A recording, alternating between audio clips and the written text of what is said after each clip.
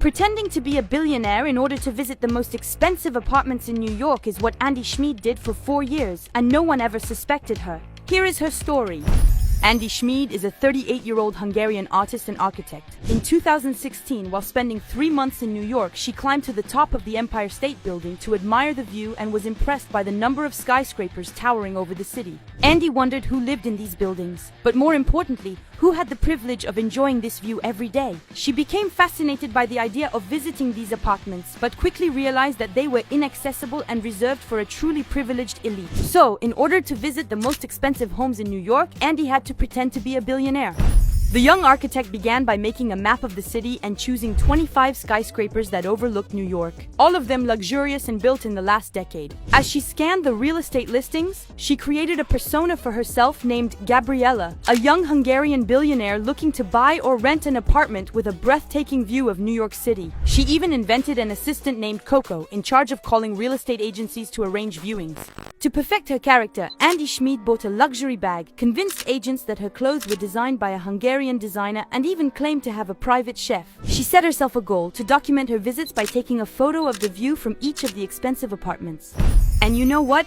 It worked. For 4 years, Andy pretended to be Gabriella and managed to visit some of the most expensive apartments in New York. During her first visits, she felt a rush of adrenaline pretending to be someone else, but she eventually got used to it, even though the contrast between her two lives was striking. At night, she slept in a basement apartment in Brooklyn, and during the day she visited the most beautiful penthouses in New York. However, before the visits, no real estate agent asked her to prove her wealth, even though some of the properties were worth as much as $100 million.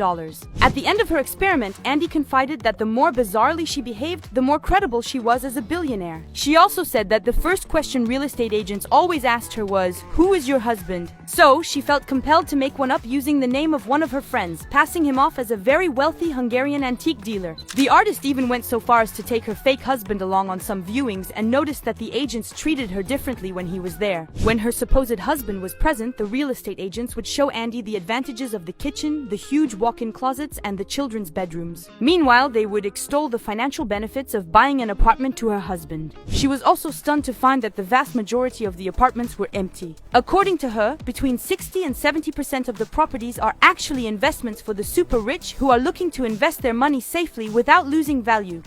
Real estate agents touted the quiet location of the buildings to Andy, but she was struck by the contrast between these empty buildings and the rest of the city, which has been plagued for years by a terrible housing crisis that has sent real estate prices skyrocketing. High rents are even contributing to the rise in homelessness, according to the New York Times. Last June, New York City surpassed 100,000 homeless people for the first time. In 2020, she published a book called Private View, a high-rise panorama of Manhattan, featuring numerous photos from her visits and texts by sociologists, architects, and artists on the transformation of New York.